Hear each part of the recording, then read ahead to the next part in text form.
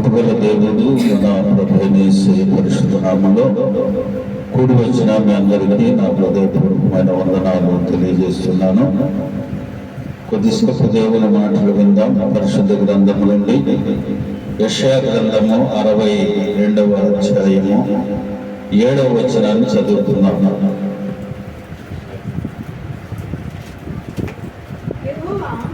యెహోవా జ్ఞాపకకర్తలారా విశ్రమింపకుడి, ఆయన యెరూషలేమును స్థాపించు వరకు లోకమంతటా దానికి ప్రసిద్ధి కలుగ చేయు వరకు ఆయనను విశ్రమింపనీయకుడి.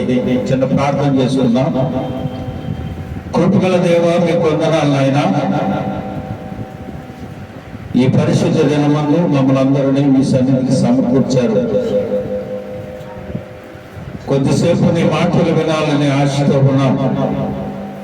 ఈ చదవబడిన లేఖన భాగంలోని సత్యాన్ని వివరించే జ్ఞానం నాకు లేదు బాబు. నీ సిలువ చాట నన్ను మరుగుపరిచి నీ మాటలు మాకు వినిపించి వాటిని హృదయాలను భద్రపరుచుకొని నీ లేఖనానుసారంగా జీవించే కృప మాకు అనుగ్రహించి మహిమ పొందమని మా ప్రభువైన యేసయ్య పరిశుద్ధ నామములో అడిగి వేడుకుంటూ ప్రార్థిస్తున్నాను మా పరమ తండ్రి, ఆమేన్. ప్రియమైన దేవుని బిడ్డలారా, చాలా జాగ్రత్తగా దేవుని వాక్యాన్ని వినవలసిందిగా ప్రభు పేట మనం చేస్తూ ఉన్నాం. యెహోవా జ్ఞాపకకర్తలారా అని అంటుంది వాక్యం. ఎవరంట? యెహోవాను జ్ఞాపకం చేసుకునే వారులారా విశ్రమింపకుడి, ఆయన యెరూషలేమును స్థాపించే వరకు లోకమంతటా దానికి ప్రసిద్ధి కలుగు చేయ వరకు ఆయనను విశ్రమింపనీయకుడి. హల్లెలూయా. ఈ దినం ఆయన పరిశుద్ధ రక్తములో శరీరములో పాలు పొందటానికి వచ్చిన మీ అందరూ జ్ఞాపకం ఉంచుకోవలసింది ఏమంటే, దేవుణ్ణి ఎరిగిన వారు, దేవుణ్ణి కలిగిన వారు, యేసు రక్తంలో కడగబడ్డ వారు, భయభక్తులు కలిగి జీవించేవారు, ఆయన పరిశుద్ధ శరీరంలో రక్తంలో పాలు పొందటానికి వచ్చిన మీరందరూ జ్ఞాపకం ఉంచుకోవలసిన విషయం ఏమిటి అని అంటే, యెషయా ప్రవక్త ద్వారా పరిశుద్ధాత్ముడు రాయించింది ఏమిటంటే, యెహోవాను జ్ఞాపకం చేసుకునే వారులారా ఆయనను విశ్రమింపనీయకుడి అని అంటే ఏం చేయాలి చెప్పండి? విశ్రమింపనీయకుడి అని అంటే ఆయనతో ఎప్పుడు మాట్లాడుతూనే ఉండాలి. అలాగనే ఆయన యెరూషలేమును స్థాపిస్తా ఉన్నాడట. లోకమంతటా దానికి ప్రసిద్ధి కలుగ చేసే వరకు ఆయనను విశ్రమింపనీయకుడి. హల్లెలూయా. చాలా గొప్ప వాక్యం అండి ఇది. యెరూషలేమును స్థాపించే వరకు లోకమంతటను ప్రసిద్ధి కలిగి చేయ వరకు ఆయన విశ్రమింపనీయకుడి అని దేవుని వాక్యం అంటారు. యెరూషలేము స్థాపించే వరకు అనంటే దేవుని వాక్యాన్ని మీరు జాగ్రత్తగా అర్థం చేసుకోవాలి. ఇర్మియా ప్రవక్త అంటాడు కదా, ఆ యెరూషలేము ఎక్కడ స్థాపించబడతా ఉంది? ఆయన యెరూషలేమును స్థాపించే వరకు లోకమంతటా, అంటే ఎక్కడ స్థాపించబడతా ఉంది యెరూషలేము? యెరూషలేముని గురించి, యెరూషలేము మీరు జ్ఞాపకంలోనికి ఉంచుకోండి అని ఇర్మియా ప్రవక్త ద్వారా తెలియజేస్తా ఉంది. అసలు ఈ యెరూషలేము ఏమిటి అని మనం ఆలోచన చేస్తే, ప్రకటన గ్రంథంలో యెరూషలేమును గురించి చక్కగా పరిశుద్ధాత్మ దేవుడు రాయించి పెట్టాడు. చూడండి, ప్రకటన గ్రంథము 3వ అధ్యాయము 12వ వచనాన్ని మనం చూసినట్లయితే, పరలోకములో నా దేవుని యొద్ద నుండి దిగి వచ్చుచున్న నూతన యెరూషలేము అని నా దేవుని పట్టణము. హల్లెలూయా. ఈ యెరూషలేము దేవుని పట్టణము, అది నూతన యెరూషలేము పట్టణము, నా దేవుని పట్టణమును పేరు. ఆ యెరూషలేము ఏదంట? అది దేవుని పట్టణము, అది నూతన యెరూషలేము పట్టణము. 21, 2, 3 వచనాలు మనం చూసినట్లయితే ప్రకటన గ్రంథంలో ఆ యెరూషలేమును గురించి వ్రాశాడు. మరియు నేను నూతనమైన యెరూషలేమును పరిశుద్ధ పట్టణం, అది దేవుని పట్టణం, అది పరిశుద్ధ పట్టణము, తన భర్త కొరకు అలంకరింపబడి పెండ్లి కుమార్తె వలె సిద్ధపడి పరలోకమందున్న దేవుని యొద్ద నుండి దిగువచ్చుట నేను చూచితిని. హల్లెలూయా. ఈ నూతన యెరూషలేము అనే పట్టణము దేవుని యొద్ద నుండి అలంకరించబడిన పెండ్లి కుమార్తె వలె భూలోకంగా దిగి వస్తా ఉందట. హల్లెలూయా.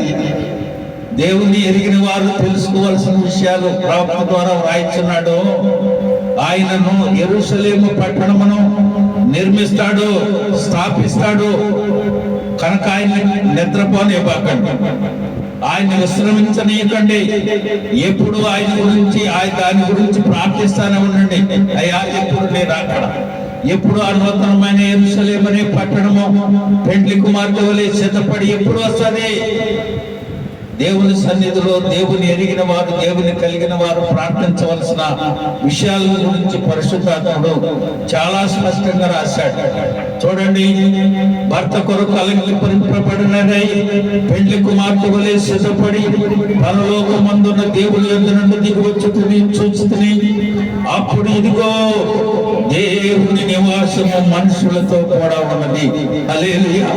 ఆ పట్టణం ఎప్పుడైతే దిగి వస్తుందో, ఆ పరిశుద్ధ పట్టణం ఎప్పుడైతే దేవుడు నిర్ణయించి పెట్టాడో, ఆ పరిశుద్ధ పట్టణము దేవుని యొద్ద నుండి దిగి ఎక్కడికి వస్తుందంట? దేవుని పరలోకం నుండి దేవుని యొద్ద నుండి దిగి వచ్చేట చూసినప్పుడు ఇదిగో దేవుని నివాసము ఎవరితో ఉందంట? మనుషులతో కూడా ఉన్నది. హల్లెలూయా. మనము దేవుని రక్తంలో శరీరంలో పాలు పొందటానికి, ఆయనతో కూడా ఉండటానికే, హల్లెలూయా, ఆ పరిశుద్ధ పట్టణంలో ఉండటానికే, దేవునితో కూడా నివాసం చేయటానికే ఇదంతా. ప్రియమైన దేవుని బిడ్డలారా, ఎంత చక్కగా పరిశుద్ధాత్ముడు దేవుని వాక్యాన్ని వివరిస్తా ఉన్నాడో చూడండి. దేవుని నివాసము మనుషులతో కూడా ఉన్నది. ఆయన వారితో ఏం చేస్తాడట? కాపురముండును. హల్లెలూయా. నీ దగ్గర ఉంటాడు, మనతో కూడా కాపురముండును. వారు ఆయన ప్రజలయ్యుందురు. హల్లెలూయా. ఆ యెరూషలేము పట్టణము ఎప్పుడైతే ఆయన స్థాపిస్తాడో, ఆ పరిశుద్ధ పట్టణము ఎప్పుడైతే నిర్మించబడదో, దేవుడు మనతో ఉంటాడు, మనతో నివాసం చేస్తాడు, మనతో కాపురం చేస్తాడు. మనం ఆయన ప్రజలమై ఉంటాం. హల్లెలూయా. ఆయన ప్రజలై ఉండటానికి ఈ తిప్పులన్నీ, ఆయనతో నివాసం ఉండటానికి ఈ బాధలన్నీ, ఆయనతో ఉండటానికి ఈ పరిస్థితులన్నీ, ఆయన ఎరిగి కలిగి జీవించేది, ఆయనతో నివాసం కలిగిన వ్యక్తులుగా మనం ఉండటానికి. హల్లెలూయా.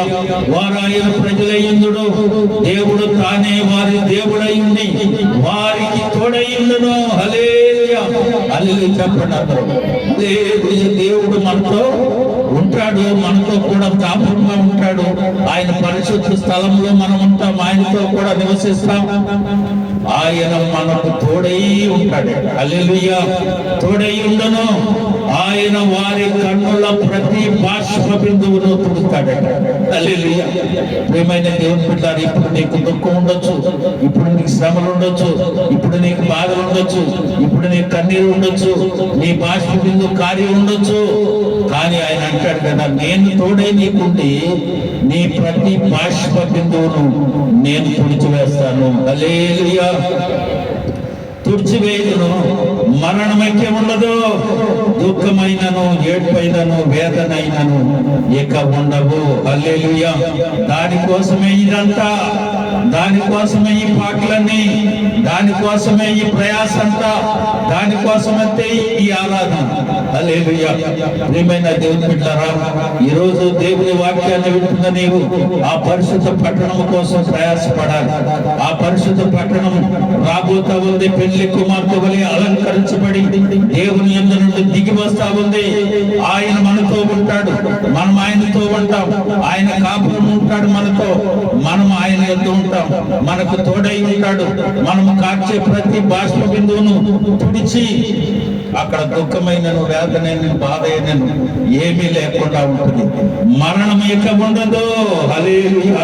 శారీరకంగా ఇక్కడ మరణించవచ్చు, కానీ దేవునితో నిత్య నివాసం కలిగిన వ్యక్తులుగా మనం ఉంటాం. అందుకోసమే ఈ ప్రయాస, అందుకోసమే ఈ ఆరాధన, అందుకోసమే దేవుడు చెప్పాడు, మీరు నన్ను జ్ఞాపకం చేసుకున్నది. ఏమంటుంది వాక్యము? జ్ఞాపక కర్తలారా విశ్రమింపప్పుడు ఏం చేయాలి? మరి ఆయన జ్ఞాపకం చేసుకోవాలి. ఏ ఏ సందర్భాలలో ఆయన జ్ఞాపకం చేసుకోవాలో జ్ఞాపకం చేసుకుంటే ఆయనతో మనం ఉంటాము. ఆయన తోడై ఉంటాడు. ప్రతి భాష చూసేటప్పుడు చేస్తాడు. దుఃఖమైన, మరణమైన లేకుండా చేస్తాడనంటే ఈ లోకంలో మనం ఏం చేయాలి? కొన్ని విషయాలు మీకు చెప్పి నేను ముగిస్తాను. చూడండి, మొదటగా మనం ఆయన జ్ఞాపకం ఏ రీతిగా చేసుకోవాలి అని అంటే, ద్వితీయోపదేశకాండము 16వ అధ్యాయము 12వ వచనం.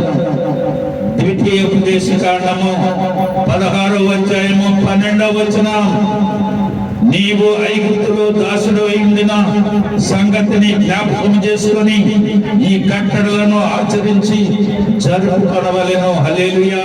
ఆ నూతనమైన యెరూషలేము అనే పట్టణంలో నీవు ఉండాలంటే, మరణము, దుఃఖము లేకుండా ఉండాలంటే, దేవుని తోడు నీకు ఉండాలంటే, ఆయన నీతో ఉండాలి అనంటే, ఈ భూలోకంలో నువ్వు ఆయన జ్ఞాపకం చేసుకోవాల్సిన విధానాన్ని గురించి మొదటిగా పరిశుద్ధాత్ముడు చెప్తా ఉన్నాడు.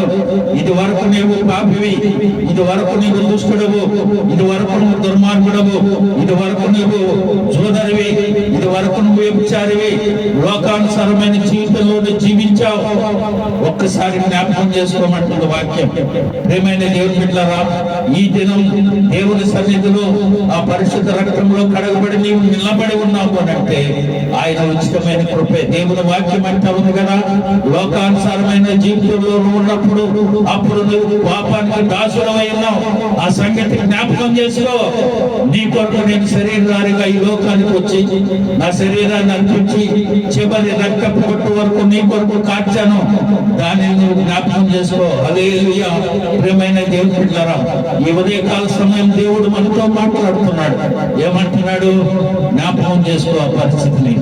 ఎక్కడి నుంచి నువ్వు వచ్చావు, ఏ దుష్ట ఆలోచనలో, ఏ పాపపు జీవితాన్ని నుంచి నువ్వు వచ్చావు, ఆ పాపం అంతా కడిగి వేసి నేను నిన్ను తీసుకొచ్చి పరిశుద్ధ స్థలంలో పెట్టా. ఆ సంగతిని ఒకసారి జ్ఞాపకం చేసుకోమంటుంది వాక్యం. ఏమంటుంది? నీ ఐగుప్తులో దాసిపోయిన సంగతిని జ్ఞాపకం చేసుకుని నేను ఏవైతే నీకు చెప్తా ఉన్నావో ఆ కట్టలను ఆచరించి జరిపించు. హల్లెలూయా. అది జరిపించడానికే ఏదో నెలకోసారి దేవుని సన్నిధికి వచ్చి తెల్లని వస్త్రాలు ధరించుకొని తలారా స్నానం చేసి ఏదో మనకంటే పరిశుద్ధులు లేనట్టుగా పరిశుద్ధ స్థలంలోకి వచ్చి ఆయన పరిశుద్ధ రక్తంలో, శరీరంలో పాలు పొందుతూ కాదు, ఆయన ఇచ్చిన ఆజ్ఞలను జ్ఞాపకం చేసుకో, ఆచరిస్తూ జ్ఞాపకం చేసుకో. హల్లెలూయా. ప్రియమైన దేవుని బిడ్డలారా, ఈ ఉదయకాల సమయం దేవుని సన్నిధిలో ఉన్న నీవు జ్ఞాపకం చేసుకోవలసింది ఆ పరిశుద్ధ యెరూషలేము అనే పట్టణములో దేవునితో ఉండాలి అని అంటే నీవు ఏ స్థితిలో నుంచి నిన్ను తీసుకుని వచ్చాడో, దేవుడు నీకేమైతే చెప్పాడో వాటిని జ్ఞాపకం చేసుకో. ప్రభువు నీకేం చెప్పాడు, ఆజ్ఞలను అనుసరించి నడుస్తూ జ్ఞాపకం చేసుకోమని మొదటిగా ఆయన హెచ్చరిస్తున్నాడు. రెండవది ద్వితీయోపదేశకాండం 9వ అధ్యాయం 27వ వచనం. నీ సేవకులైనా, చూడండి త్వరగా తీయాలి. ద్వితీయోపదేశకాండము, నీ సేవకులైన అబ్రహాము, ఇస్సాకు, యాకోబులను జ్ఞాపకం చేసుకున్నాము. ఈ ప్రజల కాఠిన్యమునైనను, వారి చెడుతనమునైనను, వారి పాపమునైనను చూడకు. హల్లెలూయా. ప్రియమైన దేవుని బిడ్డలారా, నీ పితరులను జ్ఞాపకం చేసుకో. ఈ లోకమంతా పాపంతో నిండింది. వారి సంగతి నీకెందుకు? దేవుడు లోకం ఎంతో ప్రేమించెను కాగా తన ద్వితీయ కుమారుని యందు విశ్వాసం నుంచి ప్రతి వాడును నశింపక నిత్య జీవనం అనుగ్రహించడానికి ఆయన లోకానికి పంపించాడు. శరీరధారిగా ఈ లోకానికి వచ్చాడు. వాక్యమై ఉన్న దేవుడు, దేవుడై ఉన్న దేవుడు, ఆది ఉన్న దేవుడు శరీరధారిగా ఈ లోకానికి వచ్చి పాపులను రక్షించడానికి వచ్చాడు. ఆయన పాపులను రక్షిస్తాడు. ఆయన పని. నీ పనేంటి? తండ్రి అయిన అబ్రహాము, ఇస్సాకు, యాకోబులు మా పితరులను జ్ఞాపకం చేసుకున్నాడు. ప్రభు వారిని ఏ రీతిగా నడిపించారు, ప్రభు వారికి ఏ రీతిగా తోడై ఉన్నాడో ఒకసారి జ్ఞాపకం చేసుకోండి. అబ్రహాముని పిలిచాడు దేవుడు, అబ్రహాముగా మార్చాడు, ఇశ్రాయేలుగా మార్చాడు. యాకోబుని జ్ఞాపకం చేసుకో. పాప జీవితంలో ఉన్న మోసగాడైన యాకోబుని ఇశ్రాయేలుగా మార్చాడు. అబ్రహాము, ఇస్సాకు, యాకోబులను జ్ఞాపకం చేసుకో. మీ పితరులను జ్ఞాపకం చేసుకో. వారు ఏ రీతిగా అభివృద్ధి చెందారు, వారు ఏ రీతిగా దేవుని సన్నిధిలో ఉన్నారు, వారు ఏ రీతిగా దేవుని ఎరిగి కలిగి ఉన్నారు. నేను అందుకే చెప్పా, నేను అబ్రహాము, ఇస్సాకు, యాకోబు దేవుడిని. హల్లెలూయా. ఈరోజు దేవుని సన్నిధిలో ఉన్న నిన్ను బట్టి ఆయన అనాలి, నీ పేరుని చెప్పి నా దేవుడు. హల్లెలూయా. చెప్పండి అందరూ, అబ్రహాము, ఇస్సాకు, యాకోబు దేవుడా, నా దేవుడా అని చెప్పాలి. హల్లెలూయా. అప్పుడు దేవుడు ఏమంటాడమ్మా, నేను ఫలానా నా కుమార్తె దేవుణ్ణి, నా కుమారుడు దేవుణ్ణి అని చెప్పగలిగేటట్టు ఉండాలి. దేవుని వాక్యం అంటుంది, నీ సేవకులైన అబ్రహాము, ఇస్సాకు, యాకోబులను జ్ఞాపకం చేసుకున్నాను. ఈ ప్రజల కాఠిన్యమునైనను వీళ్ళు లోకంలో ఎలా జీవిస్తే నీకెందుకు? చూడండి, వారి చెడుతనైనను వారి పాపంలోనేను అసలు చూడద్దు అంటే వారిని ఎత్తి ప్రార్థించాల్సిన అవసరం మనకేంటి? చెప్పండి. మనం ప్రార్థించవలసింది పాపులను రక్షించడానికి. యేసయ్య లోకానికి వచ్చాడు, నా పాపం కోసం వచ్చాడు. పాపంతో నిండిపోయిన ఈ లోకాన్ని రక్షించడానికి ఆయన వచ్చాడు. నీ సువార్తను చాటాడు. నీ చాటనైతే దేవుడు నీ పట్ల జరిగించిన కార్యాలను వారికి వివరించు. పాపం నుంచి విముక్తులు కలిగేటట్టుగా నీ సాక్ష్యాన్ని ప్రజలకు పంచు. వారు మారేటట్లుగా వారిని నీ సాక్ష్యం ద్వారా మార్చు. హల్లెలూయా. ప్రియమైన దేవుని బిడ్డలారా, ఈరోజు దేవుని వాక్యాన్ని వింటున్న నీవు ఏ రీతిగా ఉంటున్నావో, ఎవరిని జ్ఞాపకం చేసుకుంటున్నావో? మొదటిగా ఆయన అన్నాడు, మొదటిగా ఏం చెప్పాడు? ఒక్కసారి నీ పాప జీవితాన్ని, బానిసత్వ జీవితాన్ని జ్ఞాపకం చేసుకో. ఏ రీతిగా నేను విడిపించి తీసుకొచ్చానో జ్ఞాపకం చేసుకో. నా ఆజ్ఞలను అనుసరించి నడుచుకుని జ్ఞాపకం చేసుకో అన్నాడు. రెండవది ఏమన్నాడు? నీ పితరులైన అబ్రహాము, ఇస్సాకు, యాకోబులను జ్ఞాపకం చేసుకో. ఈ లోకంలో వారి కాఠిన్యంలో వారి పాపంలో నువ్వు చూడొద్దు. హల్లెలూయా. వారి పాపములను పరిహరించడం నా పనే కదా. చేతనైతే మనం ఏం చేయాలి? ప్రభా, వారిని రక్షించిన ఆయన ప్రార్థించడమే మనం, వారిని ఎత్తి చూపడం మన పని కాదు. హల్లెలూయా. రెండోది, మూడోది చూడండి, సంఖ్యాకాండము 15వ అధ్యాయం 39వ వచనం. త్వరగా తీయాలి. సంఖ్యాకాండము 15వ అధ్యాయం 39. మీరు నా ఆజ్ఞలన్నిటినీ జ్ఞాపకము చేసుకుని మీ దేవునికి ప్రతిష్ఠులై ఉండునట్లు ఏముండాలంట? ఎలా ఉండాలంట? నువ్వు ఎలా ఉండాలండి? ప్రతిష్ఠిత జనములై ఉండాలి. హల్లెలూయా. ఎవరికి? ఆయన ఆజ్ఞలన్నిటినీ జ్ఞాపకం చేసుకుని నీ దేవునికి ప్రతిష్ఠులై ఉండాలి. హల్లెలూయా. చూడండి, మనం నిన్న మేము భీమడోల్లో చర్చి దీనికి వెళ్ళాం, ప్రతిష్ఠకు వెళ్ళాం. ప్రతిష్ఠ చేసిన తర్వాత అది కదులుద్దా? అటు ఇటు వెళ్ళిపోద్దా?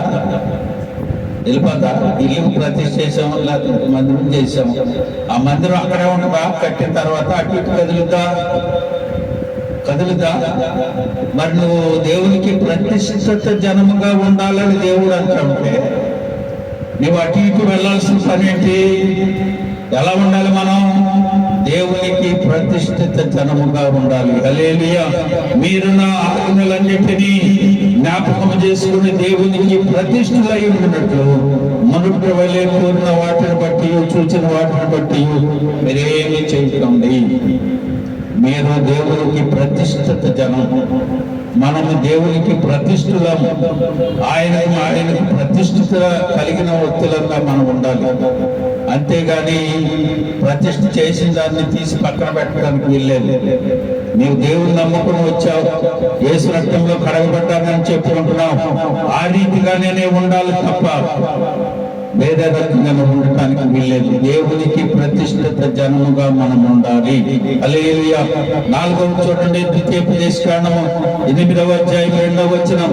నీవు ఆయన ఆజ్ఞలను కైకొన్నావో లేదో నిన్ను శోధించి నీ హృదయములోనున్నది తెలుసుకున్నట్టుకు నిన్ను అణచు నిమిత్తమును నీవు అరణ్యములో 40 సంవత్సరములు దేవుడైన యెహోవా నిన్ను నడిపించిన మార్గమన్నిటినీ జ్ఞాపకం చేసుకును. హల్లెలూయా.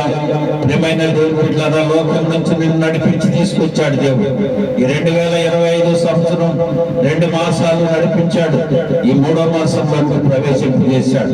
ఆ 2 సాహసములు ఇప్పటి వరకు 2025 సంవత్సరం ఈ 3వ నెల వరకు నిన్ను నడిపించిన విధానాన్ని బట్టి నువ్వు నన్ను జ్ఞాపకం చేసుకోమంటున్న వాక్యం. ఏ రీతిగా దేవుడు నిన్ను నడిపించిన మార్గం అంతటిని జ్ఞాపకం చేసుకో. దేవుడు ఏ రీతికి నడిపించాడు. ఏ లేదండి, అన్ని శ్రమలో బాధలేనండి, అన్ని ఇరుకులు ఇబ్బందులేనండి, అన్ని రోగాలనండి, మా ఇంటి నిండా జబ్బులేనండి, మా ఇంటి నిండా అప్పులేనండి అని అంటున్నావేమో. నిన్న మీకు చూపించాను, సెల్ల ఉంది. ఒక దైవజనుల కుమారుడు 6-7 సంవత్సరాల పిల్లడు. మీకు చెప్పానా? మనం ప్రార్థన చేస్తున్నామా? లివర్ ట్రాన్స్ప్లాంటేషన్ జరిగింది. 7 లక్షల రూపాయలు ఖర్చు. చిన్న పిల్లడు. మరి ఆయన ఏమన్నా దైవజనుడు కుమారుడు అయినా వచ్చి మీకు వాట్సాప్లో మా అందరం పెట్టాడు. మొన్న మేము సాఫ్ట్వేర్ మీటింగ్లో ఉన్నప్పుడు అనౌన్స్ చేస్తే మా దగ్గర నుంచి 2 లక్షల రూపాయలు ఖర్చు పెట్టి తీసి ఆయనకి ఇచ్చి చేశాం. చూపించానుగా. కుర్రాడు ప్లేస్ చక్కగా తిరుగుతున్నాడు. హల్లెలూయా. ప్రియమైన దేవుని బిడ్డలారా, శరీరం అన్న తర్వాత రోగం, కుటుంబం అన్న తర్వాత గర్తలు, ఇబ్బందులు ఉండకుండా మానవ ప్రతి కుటుంబానికి ఉంటాయి, ప్రతి శరీరానికి అనారోగ్య పరిస్థితులు వస్తాయి. అంత మాత్రం చేత దేవుడు నన్ను ఇబ్బంది పెట్టాడు అనడానికి వీల్లేదు. ఇన్ని సంవత్సరాలు ఏ రీతిగా నిన్ను నడిపించాడు, ఇన్ని సంవత్సరాలు నిన్ను ఎన్ని ఇబ్బందుల నుంచి తొలగించాడో, ఎన్ని ప్రాణాపాయాల నుంచి తప్పించాడో, వాటన్నిటినీ జ్ఞాపకం చేసుకోవటం వదిలేసి నాకు అది లేదు ఇది లేదు అనడానికి వీల్లేదు. దేవుడు వాక్యం అంటా ఉంది, 40 సంవత్సరాలు మిమ్మల్ని నడిపించాను, ఏ రీతిగా నడిపించానో జ్ఞాపకం చేసుకో. ఎర్ర సముద్రాన్ని పాయలు చేశా, నీరు కావాలంటే బండలో నుంచి తెప్పించా, చేదు నీరైతే మారాను మధురంగా మార్చా. అంతేకాదు, ఆహారం కావాలంటే మన్నాను కురిపించాను, పూరేళ్లను పిలిపించాను, మాంసం కావాలంటే ఏది కోరితే అది ఇచ్చా. 40 సంవత్సరాలు మీ చెప్పు వారు తెగలేదు, బట్టలు మాయలేదు. ఒక్కసారి జ్ఞాపకం చేసుకో. హల్లెలూయా. ప్రియమైన దేవుని బిడ్డలారా, నీకంటే చిన్నవారు, నీకంటే ఇంకా తక్కువ పరిస్థితిలో ఉన్నవారు ఎన్నో ఇబ్బందులు పాలే రోడ్డు వెంబడి తిరుగుతూ ఉన్నారు. ఆ పరిస్థితిలో మనం లేము. అయినా దేవుడు క్షేమంగా సురక్షితంగా ఏ రీతిగా ఆయన సన్నిధిలో నిలవబెట్టాడు అని అంటే ఆయన ఉచితమైన కృపే. హల్లెలూయా. అది జ్ఞాపకం చేసుకోమని దేవుని వాక్యం సెలవిస్తా ఉంది. ప్రియమైన దేవుని బిడ్డలారా, అంతేకాదు 5వ గదిగా చూడండి, 105వ కీర్తన 5వ వచనం. ఆయన దాసుడైన అబ్రహాము వంశస్థులారా, ఆయన ఏర్పరచుకున్న యాకోబు సంతతి వారులారా, ఆయన చేసిన ఆశ్చర్య కార్యములను జ్ఞాపకం చేసుకునండి. హల్లెలూయా. నీ జీవితంలో దేవుడు ఎప్పుడు ఆశ్చర్య కార్యాలు చేయలేదండి? నీ జీవితంలో ఎప్పుడు నిన్ను కాపాడలేదా? దేవుడు నిన్ను విమోచించలేదా? నీ ఆపదలు తప్పించలేదా? నిన్ను ఇరుకుల ఇబ్బందుల నుంచి ఆయన లాక్కొని రాలేదా? అది గుర్తుకు రాదా? ఇప్పుడు వచ్చిందేదా గుర్తొచ్చేది నీకు? ప్రియమైన దేవుని బిడ్డలారా, ఆయన అంటున్నాడు, వాక్యం అంటుంది, నేను చెప్పట్లేదు. దేవుని వాక్యం అంటూ ఉంది, ఆయన ఆశ్చర్య కార్యములను మీరు జ్ఞాపకం చేసుకోండి. ఎన్నో అద్భుతాలు చేశాడు దేవుడు, ఎన్నో ఆశ్చర్యకరమైన కార్యాలు దేవుడు చేస్తా ఉన్నాడు. వాటిని వదిలేసి ఇప్పుడు పరిస్థితులను జ్ఞాపకం చేశాం. ప్రభు, ఆనాడు నన్ను పరార పరిస్థితులను తప్పించావు, ఇప్పుడు కూడా నీ దగ్గరలో దాచుకొని ప్రార్థించడం మానేసి, ఆశ్చర్యమైన కార్యాలను జ్ఞాపకం చేసుకోవటం మానేసి, ఇప్పుడు పరిస్థితులను బట్టి నువ్వు ఆడవలసిన లేదు. గత కాలం నన్ను నడిపించావు, ఆ రీతిగా నీకు ముందు కూడా నడిపించని ప్రార్థన చేద్దాం, జ్ఞాపకం చేసుకుందాం. హల్లెలూయా. ప్రియమైన దేవుని బిడ్డలారా, ప్రకటన గ్రంథము 2వ అధ్యాయం 5వ వచనం, నీవు ఏ స్థితిలో నుండి పడితివో అది జ్ఞాపకం చేసుకుని మారు మనసు పొందు, అది ఆ మొదటి క్రియ చేయము. అట్లు చేసి మారు మనసు పొందితేనే సరి, లేని ఎడలా నేను నీ ఎందుకు వచ్చి నీ దేశ స్తంభమును దాని యొద్ద నుండి తీసివేదను. హల్లెలూయా. చాలా మంది చూడండి, బాప్తిసాలు తీసుకుంటారు, రక్షణ పొందామని చెప్పుకుంటారు, యేసు రక్తంలో పాలు పొందుకుంటారు, చెడు మార్గంలోనే ఉంటారు, చెడు తలపుల్లోనే ఉంటారు, పాప జీవితాన్ని విడరు.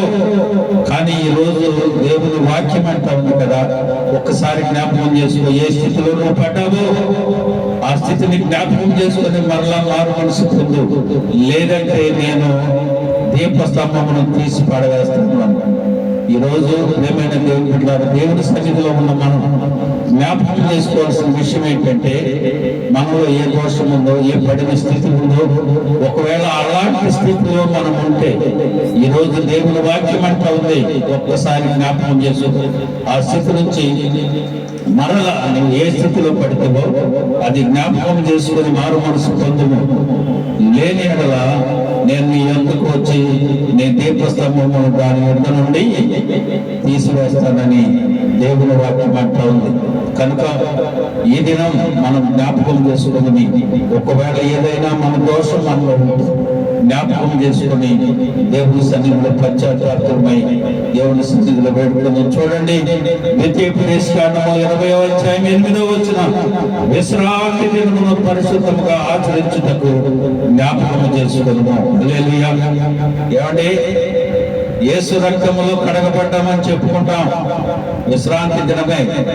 ఈ రోజండి అక్కడ కలపతి మాకు బాగా దగ్గర ఉండండి.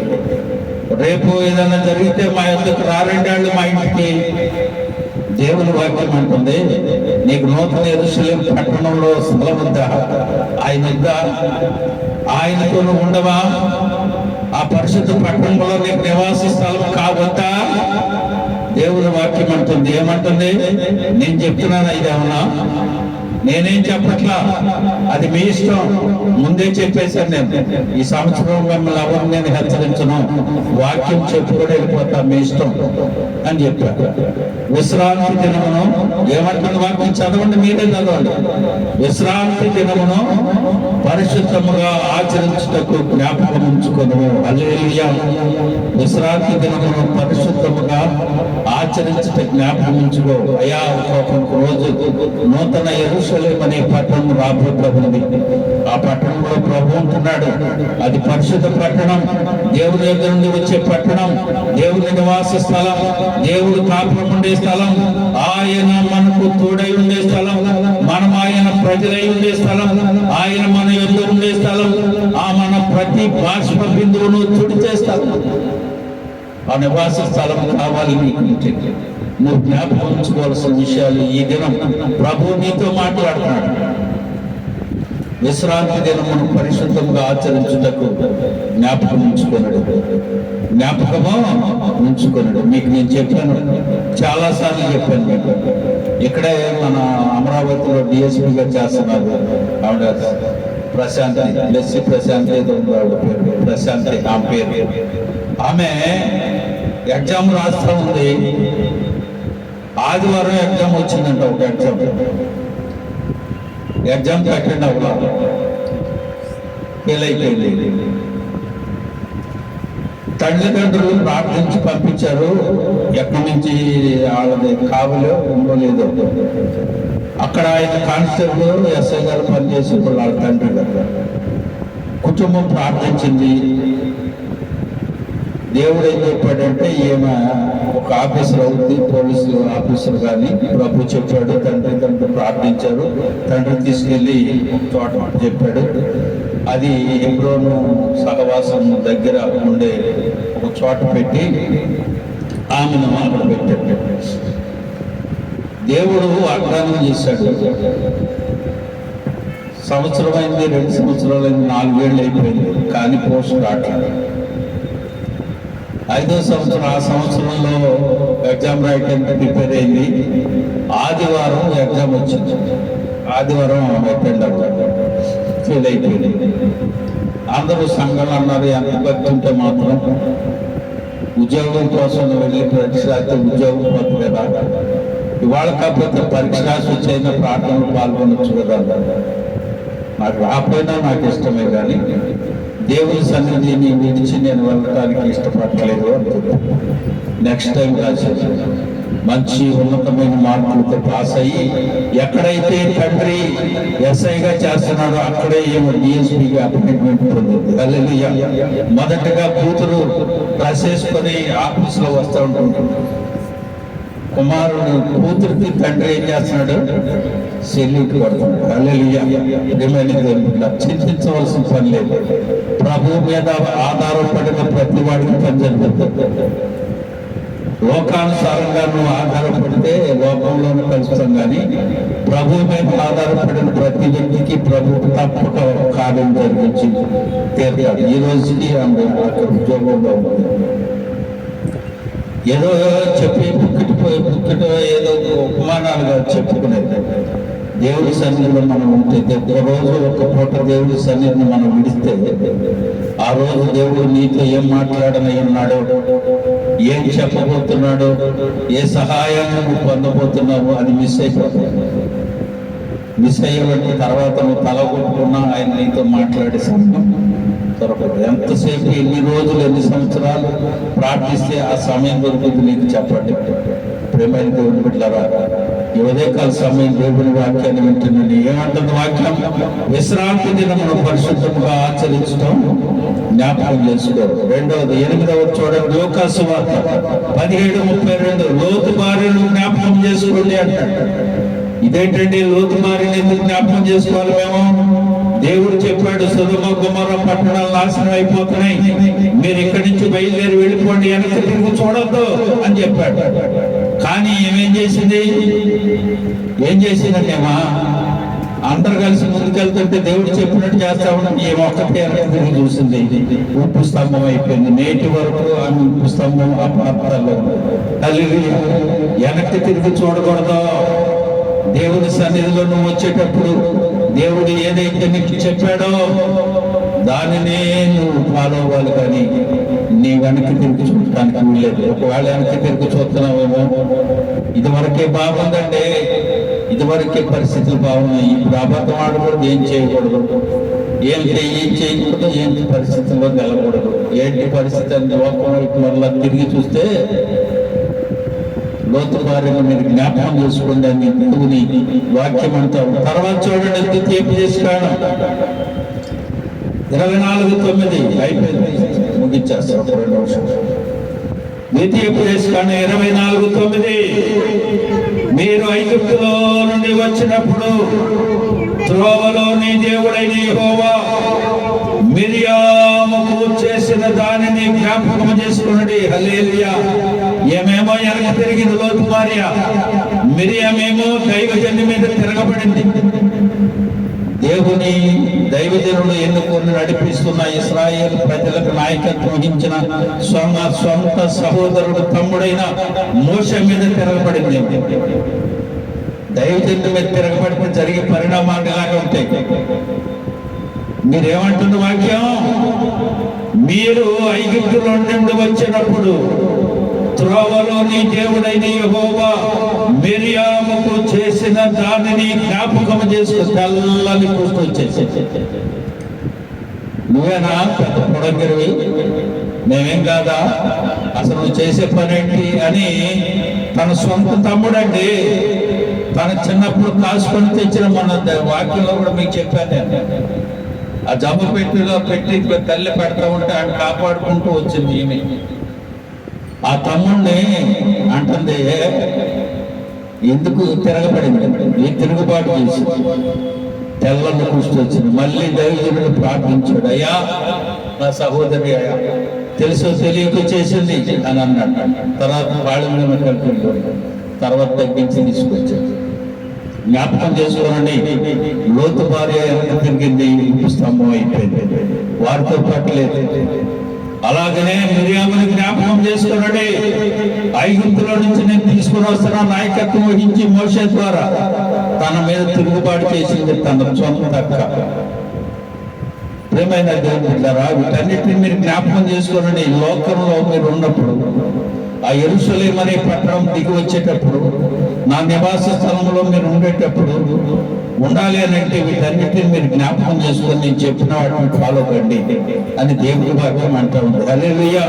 తర్వాత చూడండి, యెహోషువ గ్రంథము 1వ అధ్యాయం 13వ వచనం, యెహోవా సేవకుడైన మోషే మీకు ఆజ్ఞాపించిన సంగతిని జ్ఞాపకం చేసుకునుడి. ఎట్లనగా మీ దేవుడైన యెహోవా మీకు విశ్రాంతి కలుగ చేయుచున్నాడు. ఆయన ఈ దేశమును మీకు ఇచ్చుచున్నాడు. యెహోవా సేవకుడైన మోషే దేవుని ఆజ్ఞలను తీసుకుని వచ్చి ఏదైతే మీకు చెప్పాడో వాటిని అనుసరించి నడవండి. వాడు దేవుని సేవకులు, వారు దేవుడు ఇచ్చినవే మీకు చెప్తారు. వాటిని మీరు అనుసరించి నడవండి.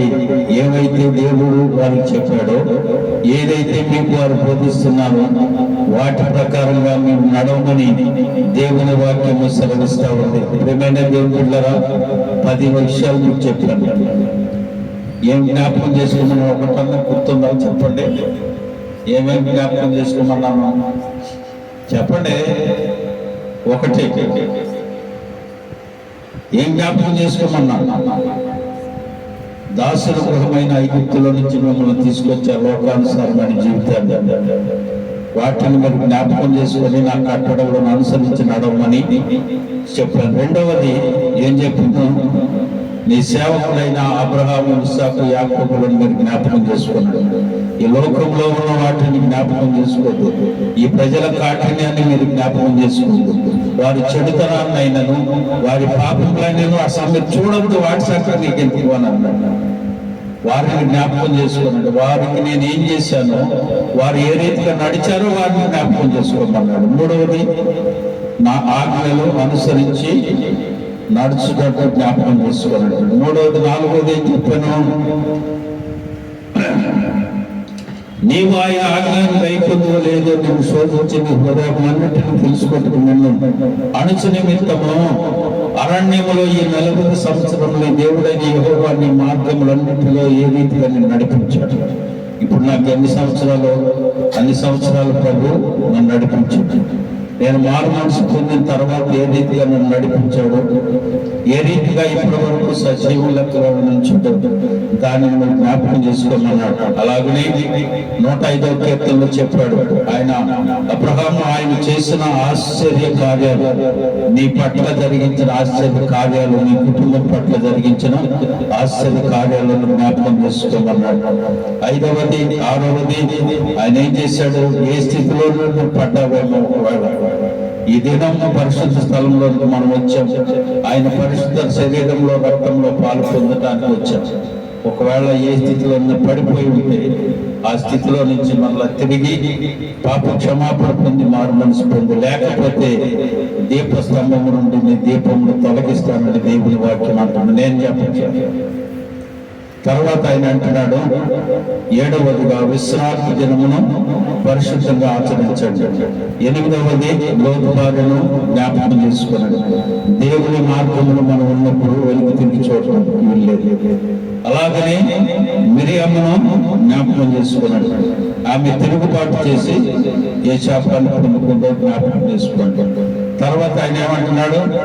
10వదిగా దేవుని సేవకుడైన మోషే మీకు ఆజ్ఞాపించిన సంగతులన్నిటినీ మీరు జ్ఞాపకం చేసుకున్నాడు. అలాగనే చివరిగా ఒక 2 విషయాలు చెప్తాను. యేసు ప్రభు తన శరీరాన్ని, ఇది చూడండి, 1 కొరింథీ పత్రిక 11వ అధ్యాయం 24వ వచనం చూడండి. ఆయన రొట్టెను పట్టుకొని ఆయన విరిచి ఆయన ఏమంటున్నాడు? ఇది మీ కొరకైన నా శరీరము, నన్ను జ్ఞాపకం చేసుకున్నట్టు. చాలా చూడండి ఏమంటుంది వాక్యం. ఆయన రొట్టెను పట్టుకుని ఇది నా శరీరం, నన్ను జ్ఞాపకం చేసుకున్నట్టకై దీన్ని మీరు చేయండి అని చెప్పాడు. ఆయన్ని జ్ఞాపకం చేసుకుంటాను ఈరోజు ఆయన సన్నిధిలో మనం ఉన్నాం.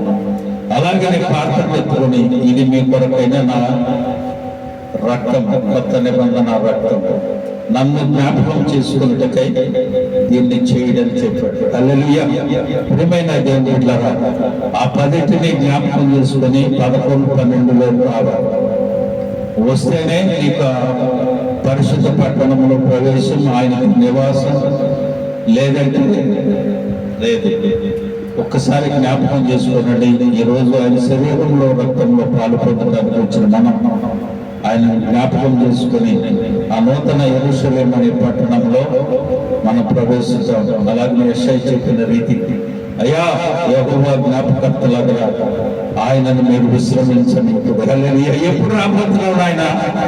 ఇన్ని కార్యాలు నా పట్ల జరిగిస్తున్నావు, నేను ఎప్పుడు పొందుకుంటాను అని ఆయన సన్నిధిలో ప్రార్థిస్తూ ఆయన మీకు నిద్ర లేకుండా చేద్దాం. హల్లెలూయా. ప్రియమైన దేవుని బిడ్డలారా, దేవుడు ఈ వాక్యమును తన వినికిడిలో దీవించి ఆశీర్వదించును గాక.